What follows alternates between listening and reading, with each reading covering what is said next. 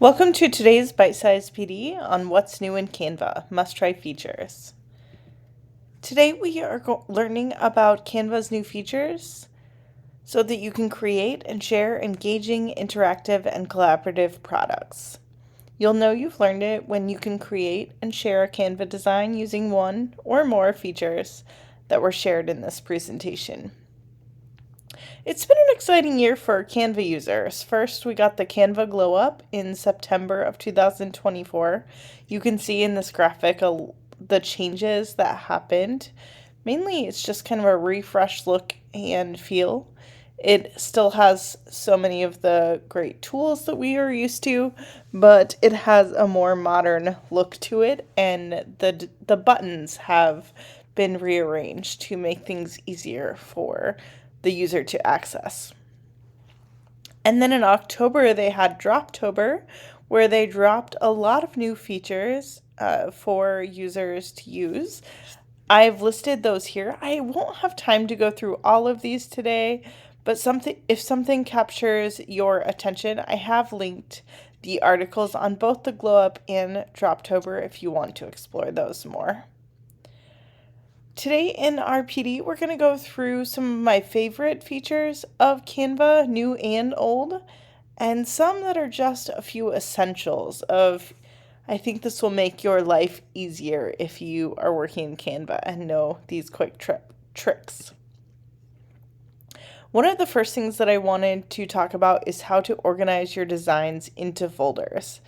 As I use Canva more and more, that organization becomes really important. And when they did the Canva Glow Up, they made it easier for you to organize and access items in folders. So I try to get in the habit of anytime I create a design to go ahead and click on those three dots and then select to move to a folder.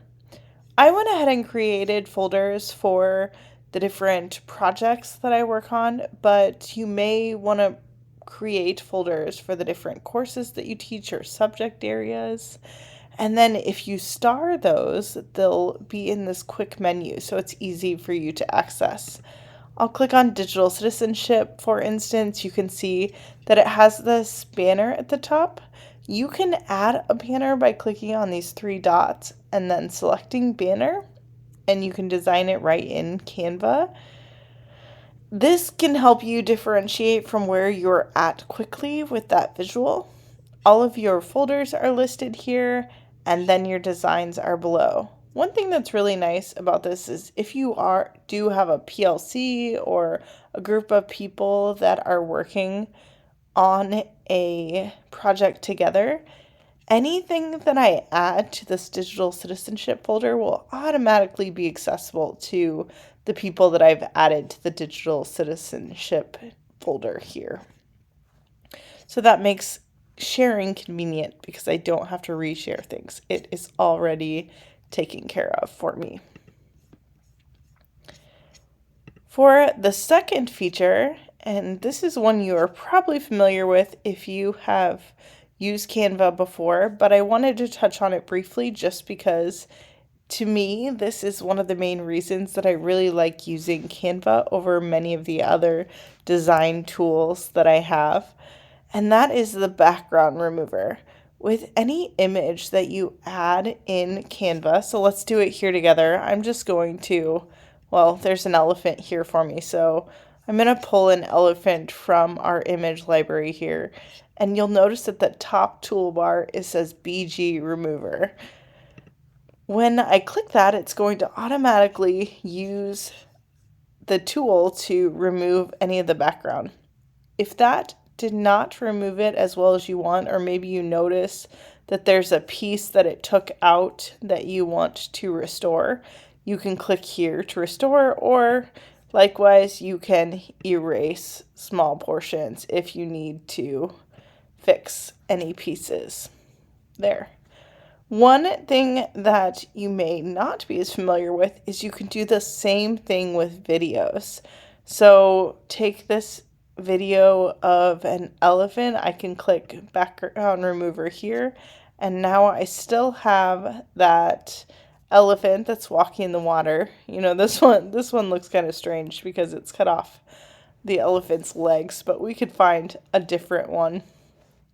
And that background remover will work on videos as well as still images. So that one is really powerful and helpful, whether it's on a video or image from an element library or one that you upload yourself and want to remove the background from. Our third tool today is one of their new releases for Droptober, and it is especially helpful for teachers, I think, is their polls and quizzes. You can now add interactive polls and quizzes into any presentation in Canva. You can see this is one that I have already created and I voted on it, so that's why you're seeing that 100% there. For students, they're going to be able to see that percentage and how many votes, but they are not going to be able to see the responses that I've screenshotted here on the right. The teacher can see the responses by clicking on the poll and then looking at responses. You can see that I have my responses recorded here and then the overall chart. And I can download it as a CSV if I would like. A couple of things to note here. First, how to create it. So to create a poll or quiz, you're going to go to the Elements library on the left. And then if you just scroll through this menu, you'll see several polls and quizzes templates. I would recommend hitting See All, because then I can see which ones are polls and which ones are quizzes. With the quizzes, there's going to be a correct answer that you can select, whereas the poll, there will not be a correct answer. So here's our answer a yes or no question. If I click edit, I can change the question. I can add in the quiz options, and then it has that check mark where I can mark one or the other as correct. You can hide that top header, so if you have other text or font or colors you want to use, you can always incorporate it into the design instead of using that pre-made template. When you're ready to share it with students, you're going to click the share, and then you're going to want to give the students the view link. So under this collaboration link, you can change it to Canyon School District, but make sure this is set to can view rather than can edit. We don't want them to have edit access. They just need to be able to have view access to access the quiz questions. So you could post that link in Canvas and then they can follow along with the presentation and answer questions as they come up. All right, moving on to tip number 4. This is whiteboarding. If you have not checked out whiteboards in Canva, they are a lot of fun and they've added some new features to make them even more usable for teachers. I would recommend checking out the templates, and not only to make it quick for you to design, but the templates can also give you ideas in different ways to use whiteboards in your classroom. So I'm going to go back to the home page real quick, and then here I can click on a whiteboard and it's going to create a blank whiteboard for me. The whiteboard has the same tools, that same toolbar on the left, but it's infinite space that you can zoom in or zoom out. So to get to the templates, we could search here, or you can go click through, and I like going to education and then resource type and whiteboards to look through some of the different whiteboards that they have. You'll see there's a Venn diagram, there's a KWL chart, there's several flow charts. I'll show you a couple of my favorites that I have used, but they have a very large number of templates available here that are really well done and can give you ideas for how you could potentially use them in your classroom.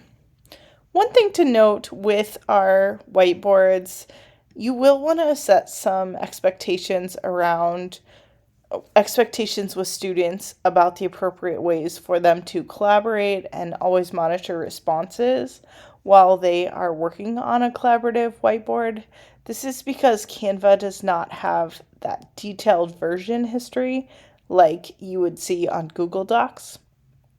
So currently I'm not able to tell exactly which student wrote what on a Canva whiteboard like I can with Google Docs. So for that reason, I'd want to monitor it just like I set expectations for when students are drawing posters in the classroom or writing something on the board. I'm going to set those expectations for a virtual whiteboard as well. One other tip I wanted to show you here, one new feature that they have added is the ability to sort the sticky notes. As you can see in this graphic, if you highlight all of them and then select sort, you're able to sort the stickies by color, name, by reactions, or by topic. So let's look at a couple of whiteboards to see what we're talking about. First of all, I like the whiteboard shortcuts. Every time I use whiteboards with students or with other teachers, I always put a little help thing off to the left that's kind of out of the way but still accessible that has my favorite shortcuts. So S with sticky notes is a good one because they just press S and it gives them a new sticky note. There are a couple others that I included here as well. With these, I don't use them quite as often as just the sticky, but they are available. If you are doing a flow chart, or maybe you're asking students to connect ideas between different stickies, pressing L will add a line, or double clicking on a line will allow you to add text. So maybe students have to describe the connection between two different stickies, or what is different, what is the same. Similarly, you can use R or C to add different shapes. If you would like to use these kind of help notes on one of your whiteboards, I've linked a template of a whiteboard that has these sticky notes for them in the slides. This is an activity we did for a book study, and I wanted to use it to show you the magic write feature. So here, I'm going to go back into edit mode real quick so I can select these. I'm just holding down shift to select some of the stickies. And then you'll notice that in this bar, this pencil with the glitter around it, Magic Write, comes up. So I can click Magic Write and there's the option to create a summary. So with the summary, it will write a summary of all of the sticky notes. So you can imagine if you have a class of 40 that is writing all of their responses, you're going to have a lot of sticky notes to look through. So this might be an option to get a quick summary of all of the information that's covered in the stickies among the class. So I could copy this to another slide, or if it's on a whiteboard, it could be moved over to the side to have a written summary of all the responses. With whiteboards, you can expand any slide into a whiteboard. So this is a slides presentation, but if I click on those three dots, it'll expand to a whiteboard. And now you'll see that I can zoom in or out and have an infinite amount of space. When you use whiteboards with students, you will want to talk to them about how to zoom and move around the space so that they can see what they need. and navigate the activity. A couple of these are just brainstorming ideas. One thing that is kind of neat is that each of these stickies, when clicked on, students can add a reaction. So you could use this to have students vote on their favorite, something that resonated with them, as a way to add feedback. Or you can place different icons there, and students can duplicate them and add them onto the whiteboard for that reason. This activity was kind of neat. It has groups go to different brainstorm islands, and then it has them complete a task on their brainstorm island. So I've linked this in case that looks interesting to you. We can go back and expand to whiteboard or collapse to go back to normal. One last idea for using the whiteboards would be almost as a gallery walk in your classroom. You could have students post a design or some product that they have created in the whiteboard, and then allow time for students to go through, ask questions on stickies, give strengths, suggestions for improvement for each of the different designs. And then I think it would be really interesting to go ahead and select all of these and then have the AI tool sort them with that tool that we were talking about, where they sort them maybe by topic, and you may be able to figure out common questions. So maybe I highlight all of the question ones and then I have it sort, and then we could figure out common questions about all of the designs, or common strengths or common suggestions for improvement, so I can identify some concepts that we might need to work on as a class to improve designs. So that sort might be a quick way that I can figure out trends within the stickies.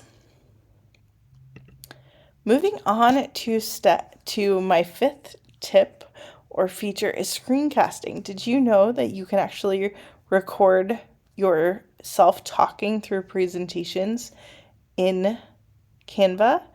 It's really quick and easy. You just go to the upload tab and then click record yourself to be able to start the video recording. It'll bring up the video recorder with you as a talking head. You can toggle the camera on or off and then record it. And then it has really nice editing tools that you can use to perfect or revise your recording if you need to.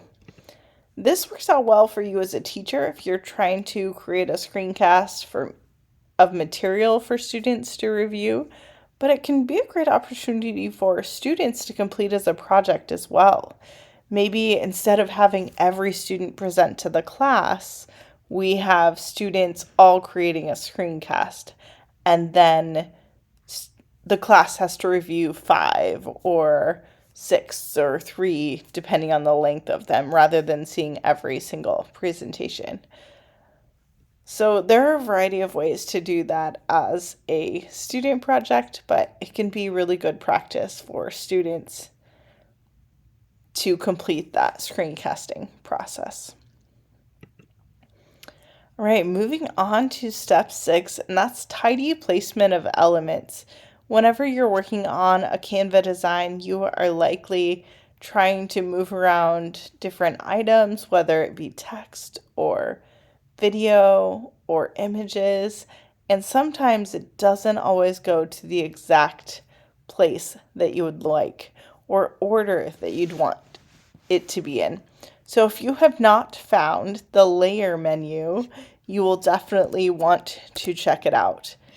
With this, many times you get things that are stacked on top of each other, and you may want to access something that is behind something else.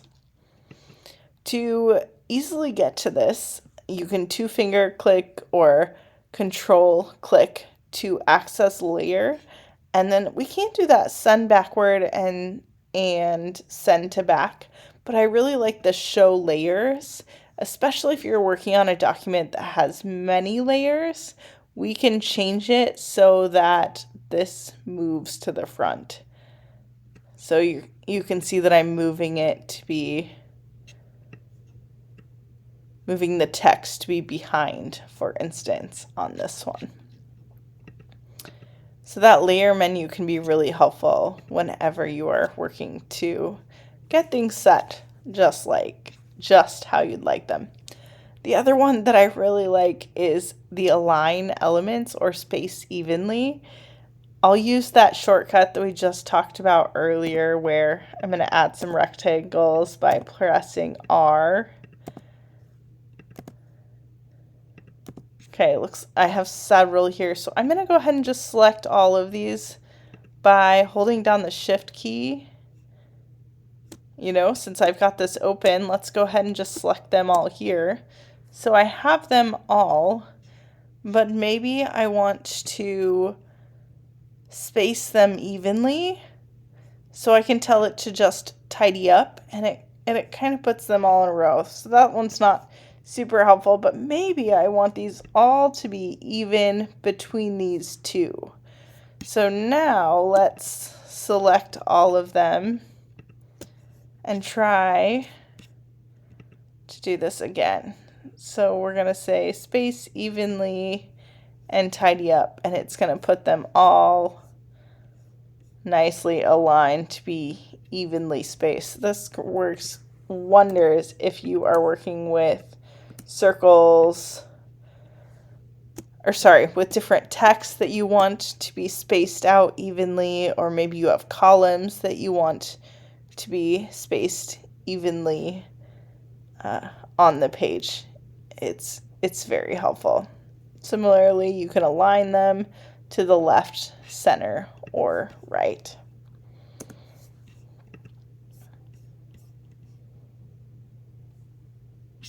One other quick tip while we're talking about perfect alignment, whenever you go to move things in Canva, a lot of times it will snap to place, which most of the time is helpful, but sometimes you really want it kind of just in between where it's letting you put it. So to disable snap into place, you just hold down the command key, and now you'll see that I can really place it anywhere, not just where it's trying to snap into place. So if you ever have problems with that, try holding down command and it'll let you place it wherever you'd like. Okay, moving on to our last two tips. Our second to last is our color tips and tricks. Color can have a great impact on your overall design, look, and feel. And Canva has this canva.com/colors that can help you select color palette. So in this color palette generator, you can upload an image and it'll select a palette for you. So I'll try a couple demo images so that you can kind of see. But if you do have a photo that you want to use in a design, it can be really helpful to upload that image and then let it select a cohesive color palette for you. It gives you all of the QR codes so that you can copy them and use them within Canva under that element color. So I could go click to add an element, and then it already put it as that custom color that I selected on the previous page. You can use the eyedropper to select colors in the same way. So if you are on any color, you can click this plus, and then you will have the eyedropper tool. This lets you select any color from an image or from your page to make it match other items that you are already using. For our last tip, I would encourage you to check design accessibility. Anytime you are using Canva, it is good to make sure that your design is accessible so that everyone can read it properly and understand the content. To get to this, you just go to File Accessibility and then check Design Accessibility. You'll notice it'll show if there are any typography. This is usually small text. You'll notice that's happening a lot on my whiteboard that I have in there because of the zoom feature. It tells me about any color contrast where there's low contrast text. And then you'll see that if I click on it, it'll show me the text color and then it'll give you a suggested way to fix it. And then third, we have alternate text, so you can enter in a description of any images that you use so that it will be readable by a screen reader. All right, that concludes our bite-sized PD today, and I hope that you have picked up a few tips that will make designing in Canva more fun or engaging for your students as you try out these tips, tricks, and tools. Have a great day.